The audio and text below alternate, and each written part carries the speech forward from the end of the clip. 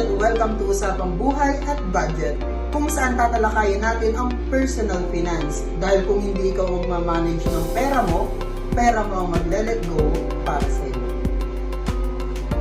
Kasama ko ngayon si Mervin at Kayla, ang mag-asawang may negosyo at mas stable pa ang kita kesa sa wifi ng Pilipinas. Si Jaisel na role model ng pautang naman mare society.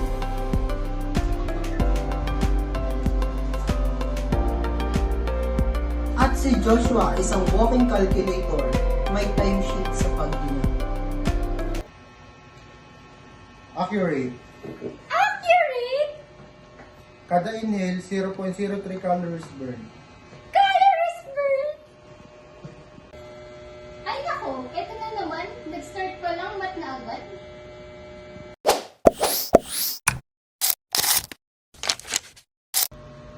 Personal finance means managing your money. Kung sa love life, may self-care, sa pera, may budget care. Pwede bang pera ko muna bigyan ng soap kasi parang pagod na siya. Same kami dati. Stress na stress wallet namin sa milk tea. Kahit stress, at least may sweetness. Unlike some relationships. Hindi kami yun, ha?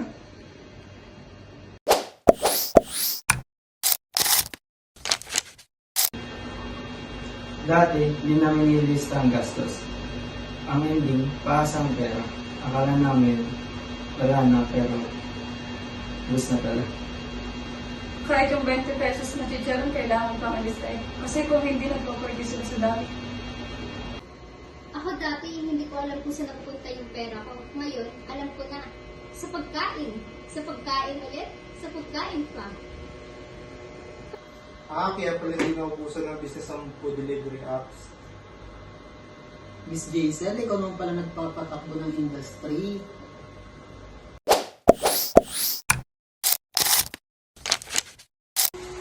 Budget is life. Kapag wala kang budget, parang kang walang direction.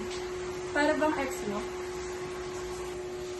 Kami, 10K grocery. Pag lumampas, alam namin pag-million secrets na. Hindi ako yun ha, baka ito. Budget ko dati, 100 para sa needs, 900 para sa wants, 0 para sa future. Yan ang tinatawag nating financial comedy horror. Comedy horror!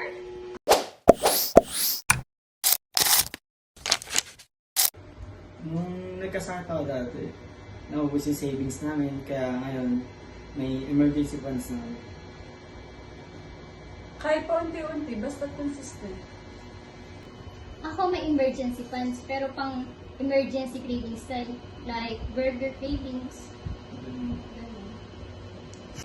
Oo, life-threatening talaga yan. Kasi kung walang burger, walang peace of mind eh.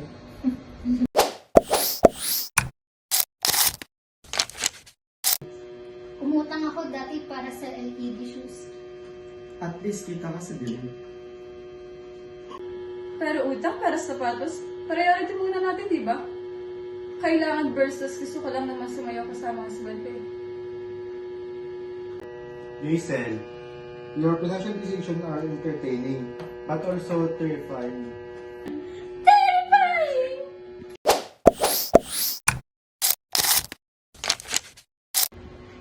Tip number 5, invest.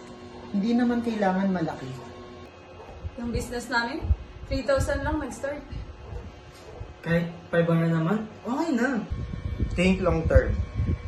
Kung nag-start ka ng 500 kada buwan last year, by now may 600, may 6,000 ka plus emotionally maturity. Pwede pala mag-invest kahit hindi rich. Kala ko required. Hindi. Kasi kung required mayaman lang, wala ka na dito ngayon. Okay, quick recap tayo about sa mga tips for personal finance. First tip is track expense. The second one is make a budget. The third one is emergency fund. Fourth is avoid unnecessary debt. And the last one is invest. Starting today, mag-budget na talaga ako. Pero mag-humility muna ako one last time. Promise. That's what you said last week.